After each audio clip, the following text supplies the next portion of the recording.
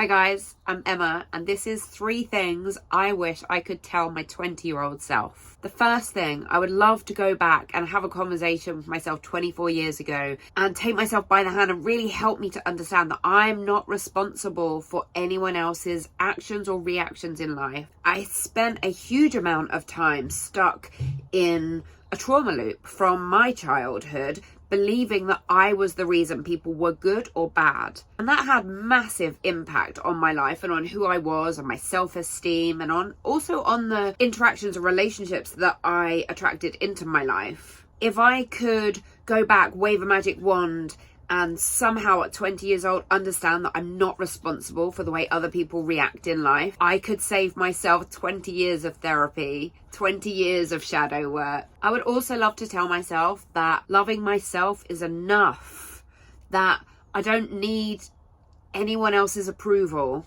I would love to go back and say, Emma, you don't need anyone else's approval. You are enough.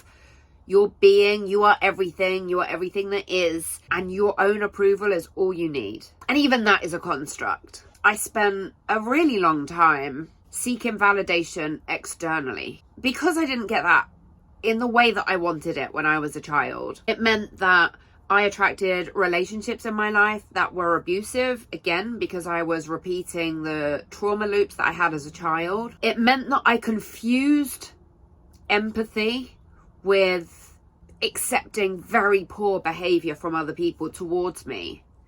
And if I could go back and help myself to understand that the way other people act or react in life is not my responsibility, I would have to work a lot less hard. That belief definitely gave me much more hard work than I needed to have in life. I would also love to tell myself the story you're telling yourself and the story you're being told about not having children is not real. It's not true.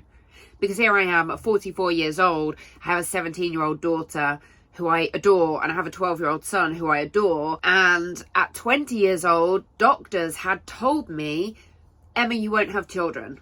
It won't happen. We've done surgeries and we've seen inside, and you are not capable of achieving pregnancy or holding pregnancy. And I brought into that story. I believed it completely. Yet here I am now with my almost 2 teenage children. And the stories that we're told by other people and the stories we tell ourselves are so powerful that they can change our lives. And it wasn't actually until I grieved the fact that I would never be a parent, that I would never be able to redo my parenting experience. Because I think that's where the desire came from, the desire to love and be loved unconditionally. I think that's common in people that are very passionate about wanting to become parents. I didn't have the love that I wanted in the way that I wanted it when I was a child, so I think I was quite obsessed with having children because I felt like that's the way I'm going to replay this scenario. Actually, had I understood that loving myself was enough, then maybe I wouldn't have had that same thought process anyway. But it's powerful what we tell ourselves, and it's powerful.